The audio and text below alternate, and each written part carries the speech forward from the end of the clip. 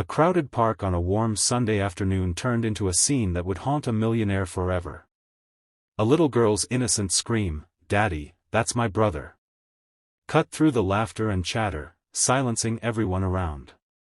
For the man in the expensive suit, those words weren't just a child's imagination, they were a devastating truth he had buried deep inside. And within moments, the walls he had built over years of wealth and power crumbled, leaving him collapsed on the ground, drowning in tears that no fortune could dry. This is not just a story about money, but about secrets, redemption, and the kind of love that only a child's heart can uncover. It was a Sunday afternoon in New York City's Central Park, the kind of day when families gathered, children played tag, and the air smelled faintly of roasted peanuts and blooming flowers. Millionaire Richard Hale walked with his 7-year-old daughter, Emma, holding her tiny hand as she skipped along the path. Richard was a man who seemed to have everything: wealth, respect, a company that ran on his command, and a daughter he adored. Yet behind his carefully pressed suits and calm smile, there was an ache he never let anyone see. His wife had passed away during childbirth, leaving him to raise Emma alone, and though he had given her all the love and luxury possible, there was one shadow he never confronted. As they strolled past the playground, Emma tugged his arm. "Daddy, can I go play on the swings?" she asked, her voice bubbling with excitement. Richard smiled. "Of course, sweetheart. But stay where I can see you." She ran off, her curly hair bouncing in the sunlight. Richard leaned against a bench, checking his phone, trying to ignore the loneliness that gnawed at him when he wasn't busy with business. Suddenly, he heard Emma's scream pierce the air. "Daddy! Daddy!" Richard's heart dropped, and he rushed toward the playground, terrified she had fallen or been hurt. But when he reached her, she wasn't crying from pain. Instead, she was pointing at a boy across the playground, a boy no older than 9, with messy brown hair and eyes that mirrored Emma's. "Daddy," she gasped, her voice trembling with certainty. "That's my brother." Richard froze in place. The phone slipped from his hand onto the grass. His chest tightened, his breathing grew ragged, and a dizziness swept over him. He knew those eyes. He knew that face. Memories he had buried came rushing back like an unstoppable tide. Richard stumbled, clutching his chest as his legs gave out, and he fell to the ground. The world around him blurred, but one thing remained clear: the little boy staring back at him with the same fear, confusion, and recognition that had shattered his heart. When Richard came back to his senses, he was lying on the park bench, Emma's tear-streaked face hovering above him, her little hands gripping his arm. "Daddy, are you okay? Please don't leave me," she sobbed. A stranger, the boy's mother, stood nearby, watching with wide, uncertain eyes. The boy clung to her side, half hidden behind her coat. Richard sat up slowly, his mind a storm of questions and regrets. He couldn't look away from the boy. The resemblance was undeniable, the same hazel eyes, the same slight curve of the smile. Memories stabbed his heart. Years ago, before marrying his late wife, Richard had been in a relationship with a young woman named Claire. They were in love, but Richard's ambition had pulled him away. He wanted success, and when opportunities opened, he left without looking back. Claire had told him she was pregnant, but he refused to believe it, dismissing it as an excuse to keep him tied down. He cut her off, buried the memory, and built his empire. Now here he was, face to face with the truth he had denied: a son, flesh and blood, standing only a few feet away. Emma tugged his sleeve. "Daddy, is he really my brother?" she whispered. Richard's lips trembled, no words coming out. The woman, Claire, finally spoke, her voice steady but cold. "Yes, Emma. He is." Richard's heart cracked as Emma's innocent eyes widened with wonder. "I have a brother," she squealed softly, as though it was the happiest discovery of her life. Claire placed her hands on her son's shoulders protectively. "Come on, Jacob. Let's go." She turned to leave, but Richard stumbled forward. "Claire, wait." His voice broke with desperation. "Please." But she didn't stop. She walked away swiftly, her son holding her hand, while Richard stood there helplessly, Emma looking up at him with confusion.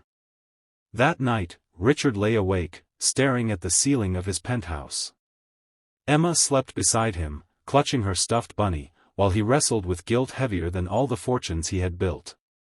He had abandoned a woman who once loved him, and worse, he had abandoned his own son. His tears soaked the pillow as one thought haunted him relentlessly. What kind of father was he? The next day, Richard couldn't focus at the office. The boardroom, the numbers, the endless flow of charts and profits, all seemed meaningless. For the first time, he saw his empire not as a triumph, but as a wall he had built to shield himself from his mistakes. Emma's words replayed in his mind, "Daddy, that's my brother." He realized he couldn't live another day without trying to make things right. He hired a private investigator, who found Claire living in a modest apartment in Queens, raising Jacob on her own. She worked as a nurse, struggling to make ends meet. The guilt hit Richard harder. His son had grown up without luxury, without a father's support, while Emma lived in a world of comfort. That evening, Richard drove to Queens. His sleek black car looked out of place on the cracked street lined with old buildings. He knocked on the door, his palms sweating. Claire opened it, her face hardening when she saw him. "What do you want, Richard?" she asked flatly. Jacob peeked from behind her, his eyes full of curiosity and fear. Richard's voice shook. "Claire, I'm sorry. For everything. I was wrong. I was selfish. Please, let me explain." She crossed her arms. "Explain? After 9 years? After leaving me to raise our son alone? You don't get to just show up because your daughter stumbled upon the truth." Jacob tugged at her hand. "Mom, who is he?" Claire swallowed hard, her voice thick with emotion. "He's your father, Jacob." The boy's eyes widened. He stared at Richard, a swirl of emotions flashing across his young face, hope, anger, confusion. Richard knelt down, tears spilling onto the dusty floor. "Jacob, I don't expect you to forgive me. I don't deserve it. But if you let me, I want to know you. I want to be your dad." The silence stretched, broken only by the ticking clock on the wall. Finally, Jacob whispered, "Why didn't you want me before?" Richard's heart shattered. He had no answer that could erase the pain, only the truth. "Because I was a fool," he said, his voice breaking. "But I see now, nothing in this world matters more than you and Emma." Claire's eyes softened slightly, but the anger still lingered. "Words aren't enough, Richard. Prove it." And with that, she closed the door, leaving him outside, broken but determined. Days turned into weeks, and Richard refused to give up. He visited Claire's apartment every evening, bringing groceries, helping fix broken things, offering to drive Jacob to school. At first, Jacob avoided him, hiding in his room, unwilling to trust the man who had abandoned him. But slowly, cracks appeared in the walls. One evening, Jacob came out holding a drawing. It was a picture of a family, him, his mom, Emma, and Richard, all holding hands. "Do you think we could ever be like this?" he asked quietly. Richard's throat tightened. He knelt beside Jacob and hugged him, his tears falling freely. "Yes, son. If you let me, I'll spend the rest of my life making sure of it." Emma, too, was overjoyed to have a brother. She dragged Jacob into her world of toys and bedtime stories, insisting he sit beside her at dinner. Slowly, laughter returned to the small apartment, laughter that healed wounds. Claire remained cautious, watching Richard with wary eyes. But she saw his consistency, his willingness to trade boardrooms for bedtime stories, suits for school drop-offs. He even set up a trust fund for Jacob, but more importantly, he gave him time, love, and presence. One Sunday, months later, the four of them returned to Central Park. Emma and Jacob raced each other on the playground while Richard and Claire sat on the bench. He turned to her, his voice low. "Claire, I can't undo the past. But I promise, with everything I have, I'll never let our children feel abandoned again." She looked at him, tears welling in her eyes. "Actions speak louder than promises, Richard. So far, you're doing better."